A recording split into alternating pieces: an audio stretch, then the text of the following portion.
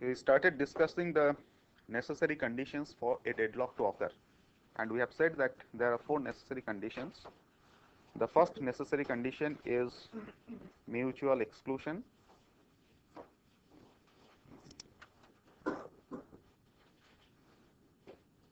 That is, there must be at least one resource in the system which cannot be shared simultaneously by more than one process. The second necessary condition that we have said is hold and wait condition. Hold and wait. That is, the processes request for additional resource while holding other resources. If this condition is true in a system, then this can also lead to the occurrence of deadlock. Third condition we have said is no preemption.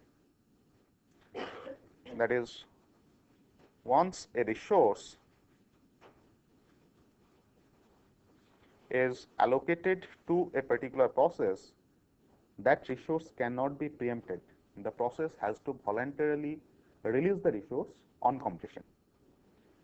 And the fourth necessary condition that we have said is circular wait, and we have mentioned that circular wait is nothing but an extension of hold and wait, but it is better to have this as a separate condition that helps in analysis of the deadlock problems.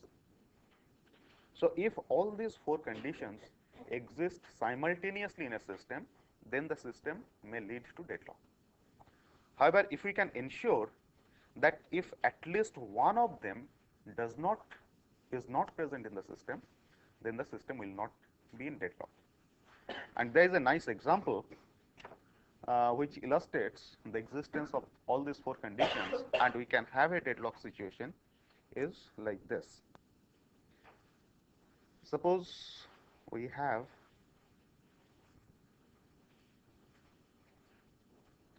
four roads like this.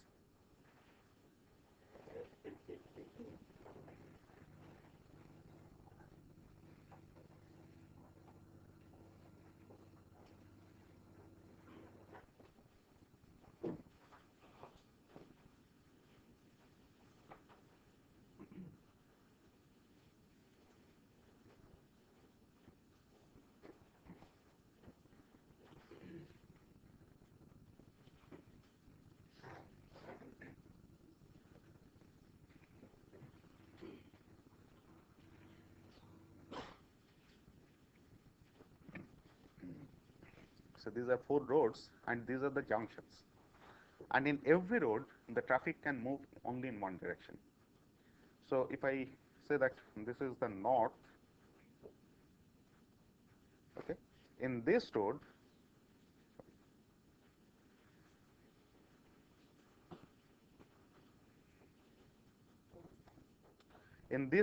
suppose traffic can move only in the north direction. Here the traffic can move only in the south direction. Here traffic can move only in the east direction, and here the traffic can move only in the west direction. Okay.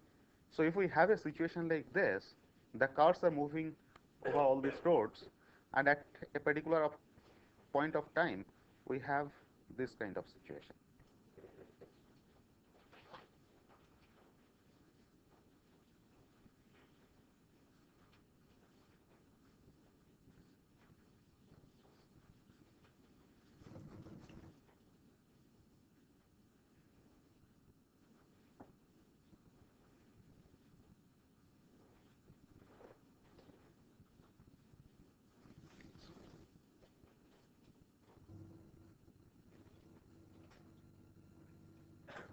So I have a situation like this, and our assumption is on each of these junctions, only a car in one direction can move at a time.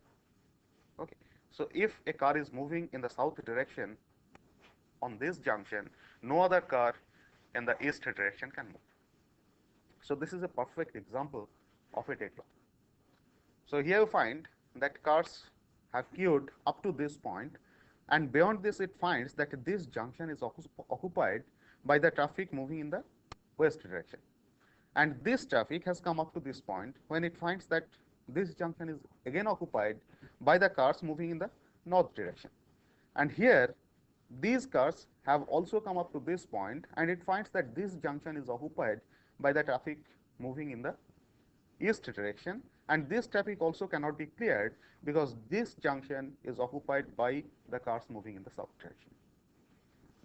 Okay. So now we find that here no traffic can move in any of the directions, and that is a perfect example of a deadlock.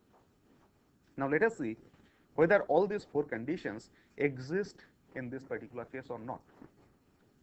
Okay. And if I can remove any of these conditions, then whether we are able to avoid the deadlock. Okay. So here we find that I have said that our basic assumption is each of these junctions, because here the resources are the junctions which the traffic in different directions will utilize. So on each of these junctions, traffic can move only in one direction at a time. I cannot have traffic moving in both the directions. So here I cannot have traffic moving in the east direction and traffic moving in the south direction simultaneously. That means the use of these junctions are mutually exclusive. Okay. So this mutual exclusion is present in this example. Whether the next condition, that is hold and wait, is also true. You find that if I consider traffic in any direction, suppose the traffic moving in the south direction, this is holding this junction and waiting for this junction to be free. Okay. Similarly, the traffic moving in the west direction is holding this junction and waiting for this junction to be free. Traffic moving in this direction is holding this junction, waiting for this junction to be free. Similarly, the traffic moving in this direction is holding this junction and waiting for this junction to be free. So this hold and wait condition is also true in this example. Okay. Then no preemption. Once a car has occupied this, the car can voluntarily release this particular junction. Okay. I cannot forcibly remove the car from that point. So no preemption is also true. Then circular wait, as I said, that circular wait is nothing but an extension of hold and wait. Here, every traffic moving in some direction is waiting for the other one to be free, and this is circular in nature. Here, this traffic is holding this, waiting for this to be free. This is holding this, waiting for this to be free. This traffic is holding this, waiting for this to be free. This traffic is holding this and waiting this to be free. And you find that this hold and wait condition leads to a circular wait condition. So all these four conditions are present in this particular example, and here it shows that I can have a situation that where I will have a deadlock. Okay. However, it is not necessary that existence of all these four conditions means there will always be a deadlock, but it says that there can be a deadlock. Okay. Now in this, as I said, that if I can remove any of these conditions, then I can break deadlock. How? For example, mutual exclusion. As I said, that use of each of these junctions is mutually exclusive. However, what I can do is, if I simply make a flyover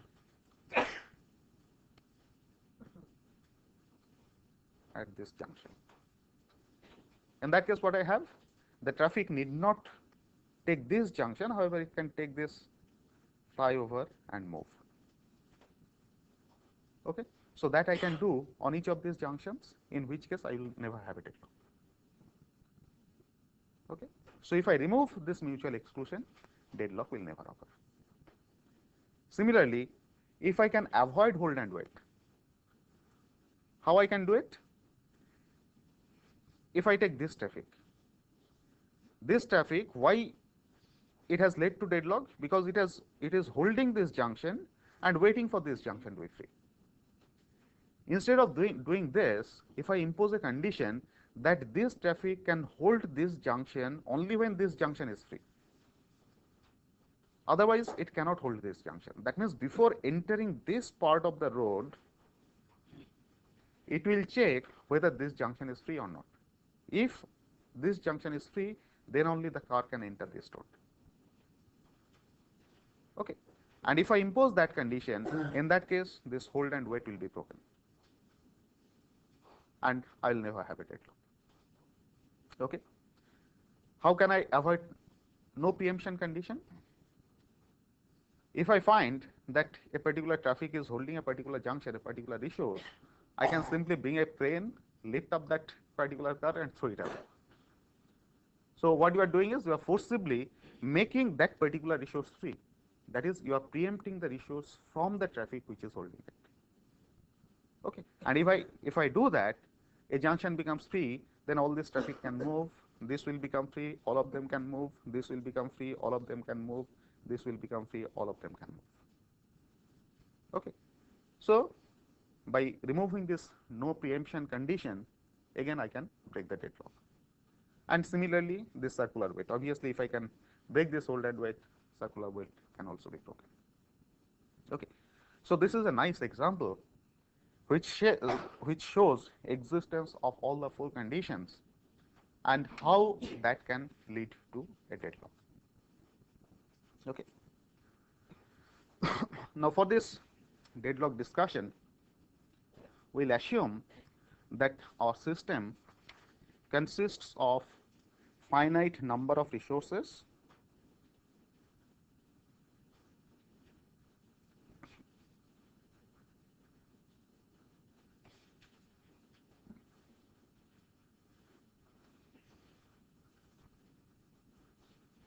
we'll also assume that the resources can be grouped into various types.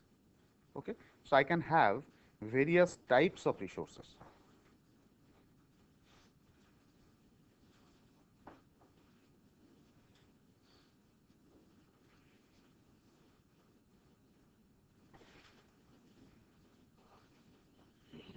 Okay. And also we assume that every resource type can contain a number of identical resources, okay, which we'll call as instances of that particular resource type. So for example, a system can have say 5 printers, and if all the 5 printers are identical, I'll put them as a printer type having 5 number of instances of that particular printer. Okay. And when I say that a resource type contains a number of identical resources, if a process requests for an instance of a resource type, out of those 5 or 6 instances, allocation of any instance will meet the requirement of the process. Okay. So if a process wants to get some printout, wants to take some printout, out of the 5 printers that are available in the system, any of the printers, if allocated to the process, that will meet the requirement of the process. Okay. So in a system, we'll have finite number of resources. Then the resources can be grouped into various types. Every type will have a number of instances of that resource. Every type has a number of identical instances.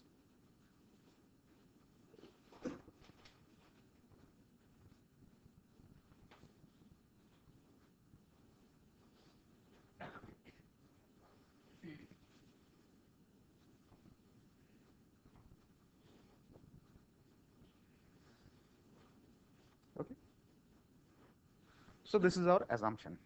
That means in a system we have a number of processes, we have finite number of resources, the resources are grouped into various types of resources, every type has a number of identical resource instances. Okay.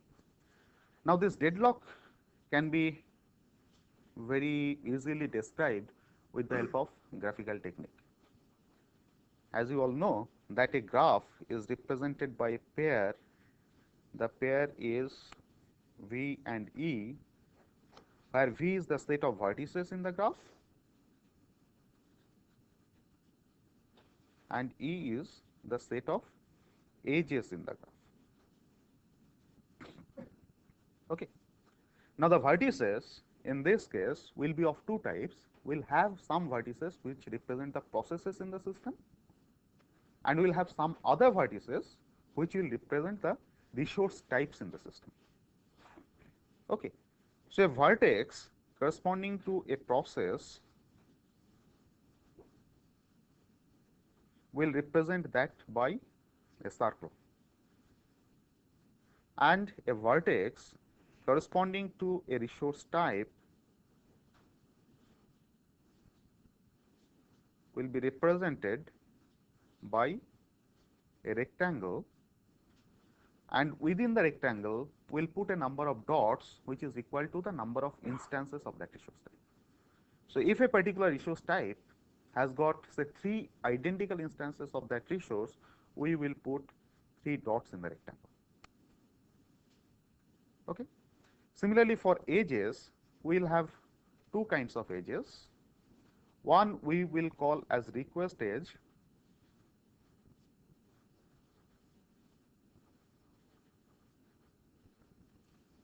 that is whenever a process requests for a resource, we will make a request edge.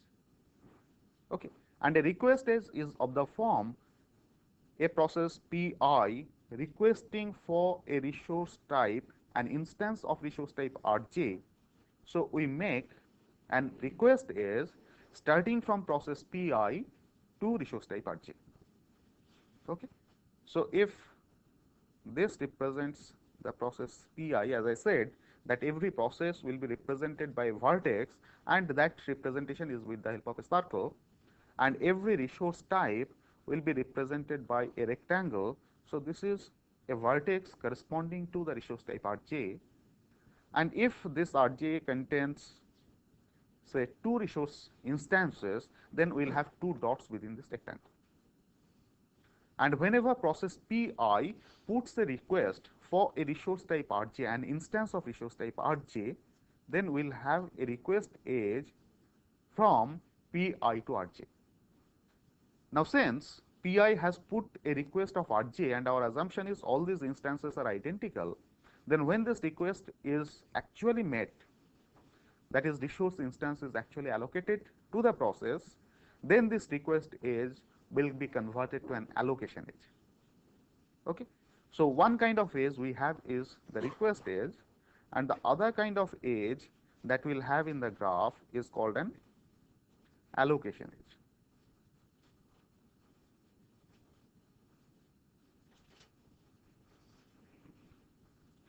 And obviously, since an allocation edge represents an instance of a resource type which is allocated to the requesting process, so the direction of this arrow will be different. So an allocation edge will be represented by an edge from resource type Rj to the requesting process Pi. So in this case it is Pi Rj, in this case it is Rj Pi. And just having an allocation edge from resource type Rj to process Pi is not sufficient, because when the process has requested for a resource, then it does not know that which of these instances, which of the instances of that resource type will be allocated to the process Pi. But when the allocation is actually made, in that case it is no more indefinite. It is a particular instance which is allocated to the process. Okay. So an allocation edge will appear like this. Say process Pi has requested for an instance of a resource type Rj which contains 2 instances, identical instances of that resource. One of these 2 will be allocated to process Pi. Okay. So when you convert the request edge to the allocation edge, when actually the allocation is made, then the arrow or the edge has to start from a particular instance to the requesting process Pi. Okay.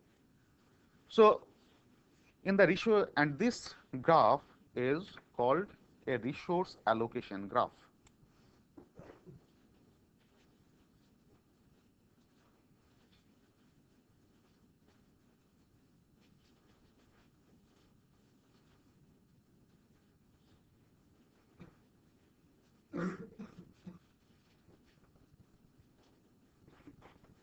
Okay.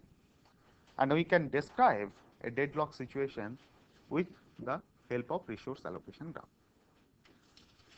Now let us take a particular resource allocation graph and see how it leads to the deadlock analysis.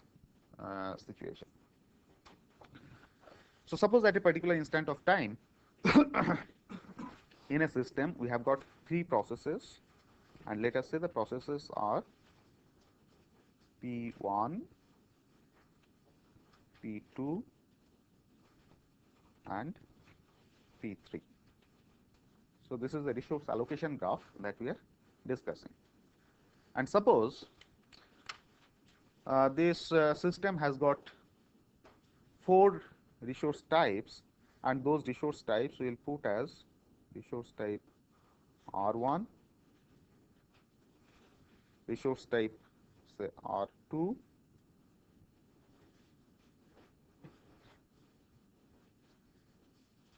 resource type R3,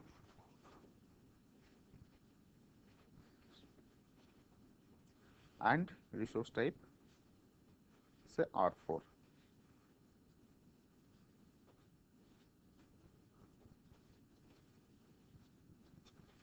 Let us put it this way.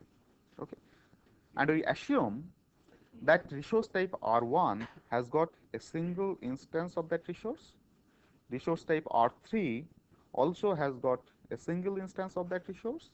Resource type R2 may have say two instances of that resource. So I put it as two dots, and say resource type R4 has got three instances of the resource. Okay.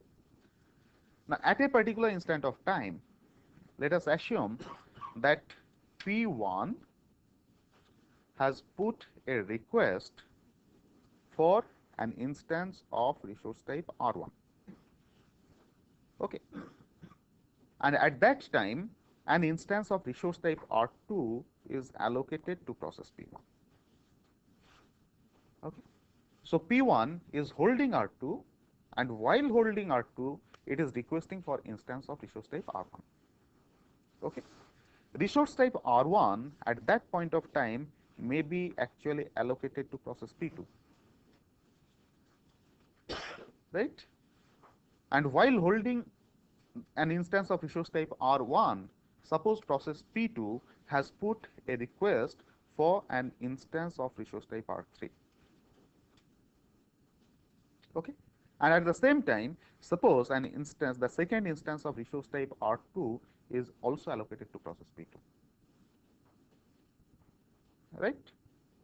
Now at this point, maybe because R3 has got a single instance, so this instance of resource type R3 is actually allocated to process P3. So I can have a situation like this, that at particular time an instance of resource type R3 is allocated to process P3, and P3 is not waiting for any other resource. P2 is holding an instance of resource type R1, an instance of resource type R2, and it is waiting for an instance of resource type R3. P1 is holding an instance of resource type R2, and it is waiting for an instance of resource type R1. Okay. So I can have a situation like this, and through this graph I can analyze that whether there can be a deadlock or not. Okay. Now at this point, if I assume that these processes, at least for the time being, does not need any other resource, whatever resources are needed, those are represented with the help of this graph. Okay. So here you find that P3, because it is not waiting for any other resource, so I can assume that this is the only resource that is required by P3 for its completion. So on completion, P3 will release the resource R3, and when it is released, this can be allocated to P2. When it is allocated to P2, now it is the request is from P2 to R3 that will be converted to an allocation edge. Okay. Now coming to P2, you find that P2 requires three resources, one instance of R1, another instance of R2, and an instance of R3, which is also now available. So with the availability of all these three resources, P2 will also complete operation. On completion, P2 will release this instance of R2, also this instance of R1. Okay. So when this instance of R1 is released by P2, it will be allocated to P1. So this request age will be converted to an allocation age. Okay. So when P1 gets this instance of R1, then P1 receives both the resources. It has already acquired R2 and it will acquire R1. Okay. On acquiring both these resources, P1 will also complete. So particularly this situation does not lead to a deadlock. But what happens if we have a situation like this?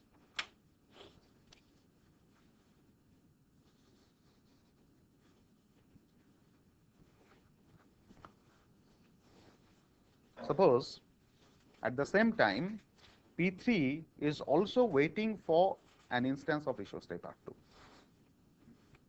Okay. Now find that this situation leads to a deadlock, because P3 is waiting for an instance of resource type R2 and both the instances of R2 are already allocated. One of the instances allocated to P2, the other instance is allocated to P1. So none of the instances of R2 is available. So P3 cannot get until and unless these two are released by P1 and P2. Right? P2 in turn is waiting for R3. Until and unless R3 is available, P2 will not complete operation, so it will not release R2. R3 in turn is allocated to P3. So until and unless P3 completes operation, it will not release R3. Coming back to this, the other instance of R2 is allocated to P1.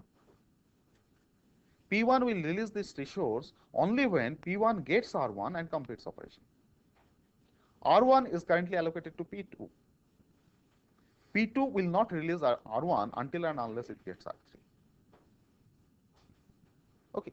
So you find that we have a situation that every process is waiting for some resource which has to be released by some other process, and that in turn is waiting for some other resource to be released by the first process.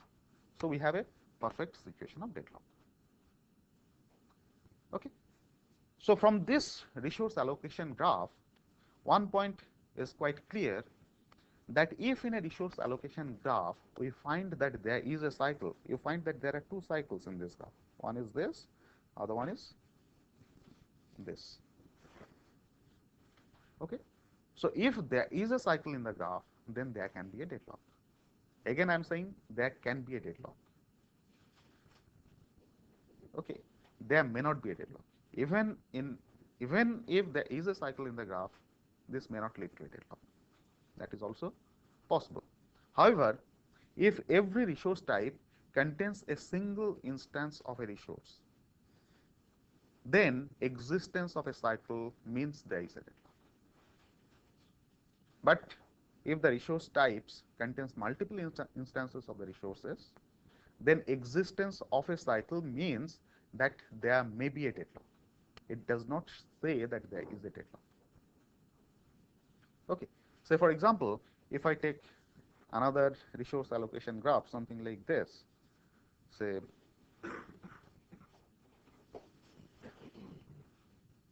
a simple graph. This is resource type R1, this is resource type R2. Suppose this has got two instances, this also has two instances. I have process P1. P1 has put a request for a resource type R1 and it has acquired an instance of resource type R2. Okay. This one may be allocated to another process, P2. A process P3 has acquired the second instance of R1 and it is waiting for an instance of resource type, say R2. This instance may be allocated to another process, P4. I can have a situation like this. Okay. So here again you find that there is a cycle. The cycle from P1 to R1 to P3 to R3 to P1. But even in presence of this cycle, this does not lead to a deadlock, because the processes P2 and P4, though they are holding the resource instances of R1 and R2, but they are not waiting for any other resource. So they will complete their operation, release the resources when these resources can be allocated to the requesting process. Right? So this is an example of a resource allocation graph when even if there is a cycle, but this does not lead to a deadlock. Okay. So what we are saying is the presence of a cycle in a resource allocation graph where every resource type contains multiple instances of the resources, that simply says that that system may lead to a deadlock, but it does not ensure that there will always be a deadlock. However, if every resource type contains single instance of the resource, in that case existence of a cycle will mean there is always a deadlock. And the reason is obvious, because there are single instances and there is a cycle. So process holding the only instance of the resource that is available and waiting for some other instance to be released, which in turn is held by some other process. So I cannot have this kind of situation that a process which is held by that a resource type instance which is held by some process, it does not wait for any other resources, so it will release it. Okay. So you find that here in this example, if I simply remove these instances, if I remove these instances, then I have a deadlock. Right? So existence of single instance of resource type indicates that in a resource allocation graph, existence of a cycle means there is a deadlock, but which is not true for multiple instances in different resource types. Okay.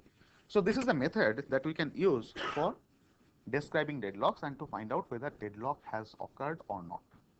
Okay. Now we have to see that how we can deal with the deadlock situations.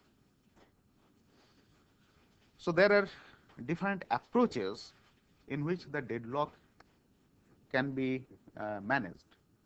One approach is that I will not allocate the resources in such a way so that the system can be in deadlock. Okay. The second approach can be that let the resources be allocated to the requesting processes whenever it is available and the process needs it. But periodically, I will check whether a deadlock has occurred or not, and I will take care of the deadlock situation if there is a deadlock. But as long as I have the resources and the processes are requesting for the resources, I will go on allocating the resources. However, that is a costly approach, because whenever a process goes under deadlock, the only way to come out of the deadlock is to kill the process. And suppose you have a job which may take 5 hours for execution, and after 4 hours 59 minutes you find that the job has gone into deadlock and you terminate it at that point. Okay. So next time you start the job, you have to start it from the beginning. So this entire execution time of 4 hours 59 minutes is wasted. Okay. So it is always better to adopt a strategy to avoid the occurrence of deadlock rather than detect deadlock and break the deadlock. Okay. So we can have 3 different kinds of strategies for dealing with the deadlock. One of them is called deadlock prevention.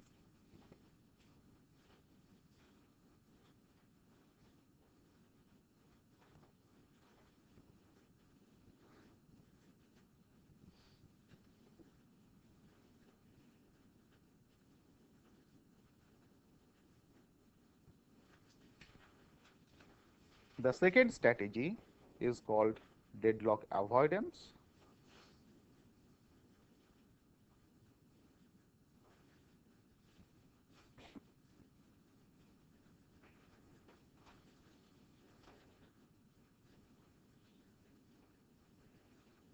And the third strategy to deal with the deadlock is called deadlock detection and recovery.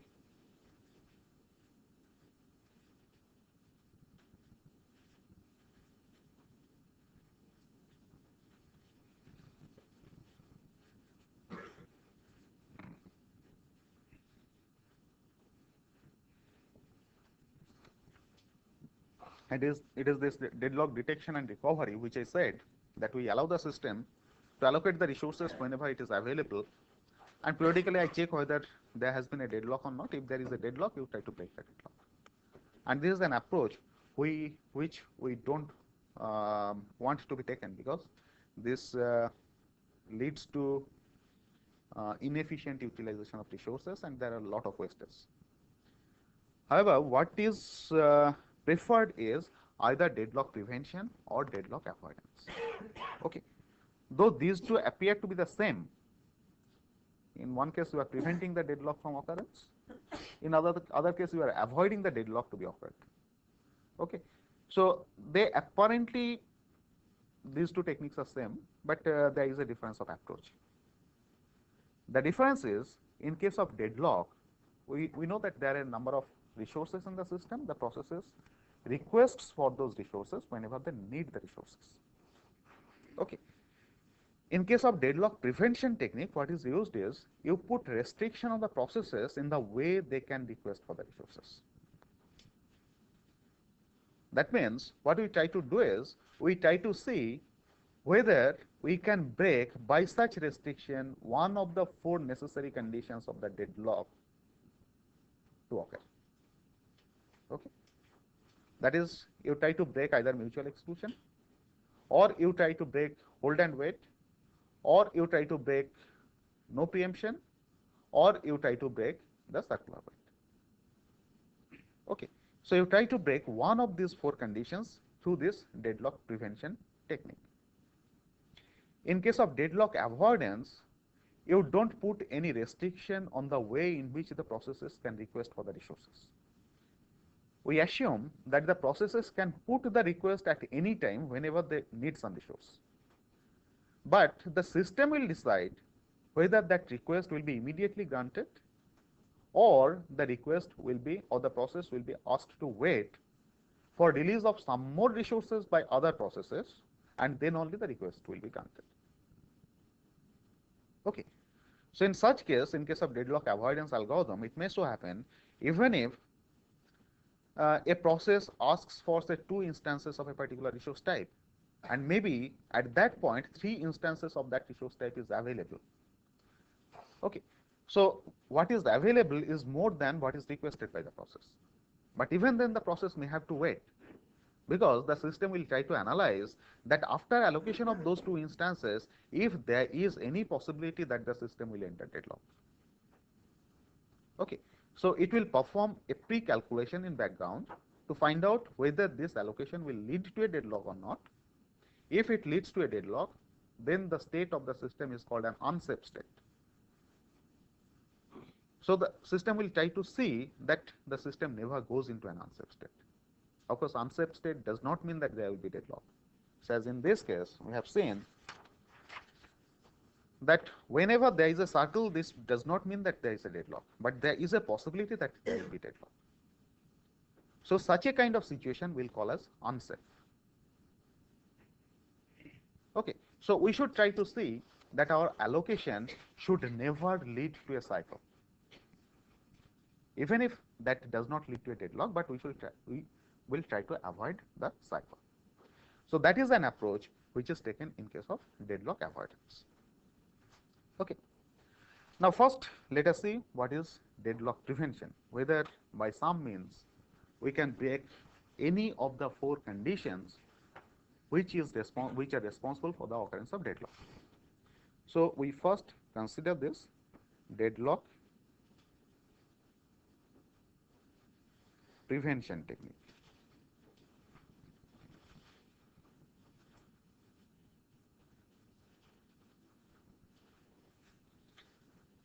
Okay. Now among the 4 conditions, we have said that the first condition for the occurrence of deadlock is mutual exclusion of resources. In a system, there are always some resources which are by nature mutually exclusive. So one of the example I said is the printer. Printer is a resource, but printer cannot be shared by more than one process simultaneously, because in that case I cannot make out that which output has come from which of the process. So there is always some resource in a system which by nature is mutually exclusive. So this condition, it may not be possible to break always. So better don't try to break this. Try to see whether other conditions can be broken or not. The next condition is hold and wait.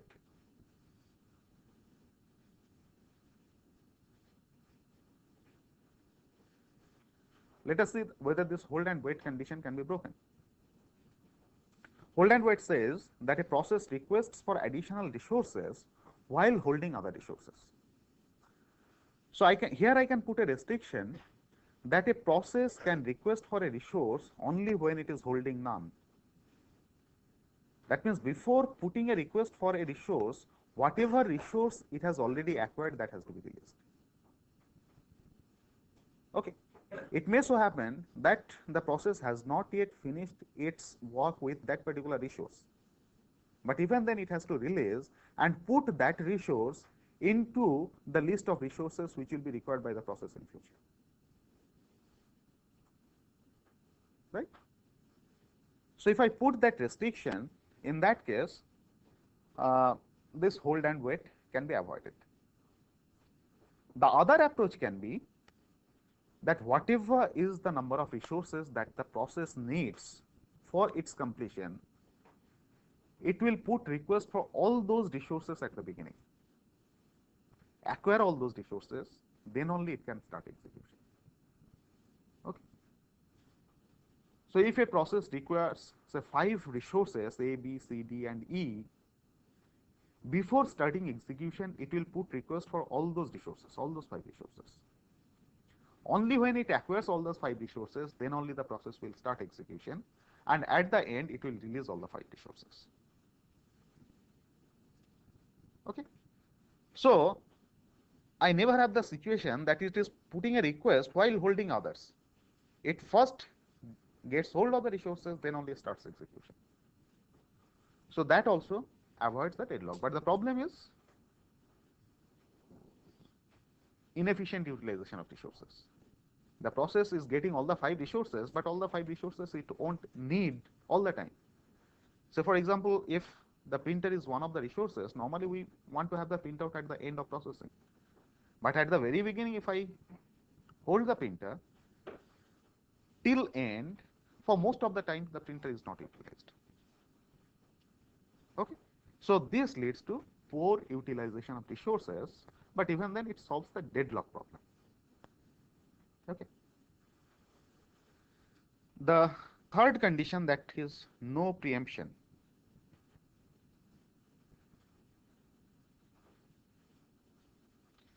This also can be broken if I follow an approach that whenever a process, say Pi, puts a request for a resource type say Rj, okay, and Rj is currently given to a process say Pj. Okay. So I can have a situation like this, and that is the reason, one of the reasons which leads to deadlock. Right? So here what I can do is, whenever a process Pi puts a request for a resource type Rj, and it is found that Rj is currently allocated to some other process Pj, that means Pi has to wait for Rj. At that point I can take one of the 2 approaches. If process Pi is holding some resource, we will ask process Pi to release those resources voluntarily, forcibly. Okay. And that resource which is now released is added to the list of resources which will be requested by Pi in future. Okay. So because Pi has to wait for the release of Rj, I will not allow Pi to hold any resource at this point. However, if Pi is not to wait for this resource Rj, then I don't have any problem. I can immediately allocate it. Okay. So that does not lead to any of this hold and wait condition. But by forcing non-occurrence of no preemption, what I try to do is I try to break this hold and wait condition. By this, whenever Pi puts a request for Rj, it cannot immediately get Rj because Rj is allocated to some other process Pj. We will force Pi to release all the resources which it is holding at this particular instant of time. Okay. The other approach can be, we can ask Pj to release Rj immediately. if Pj is waiting for some other resources. Okay, so I can have a situation like this, that Pi is waiting for Rj, Rj is allocated to process Pj, Pj is in turn waiting for another resource type, say Rk.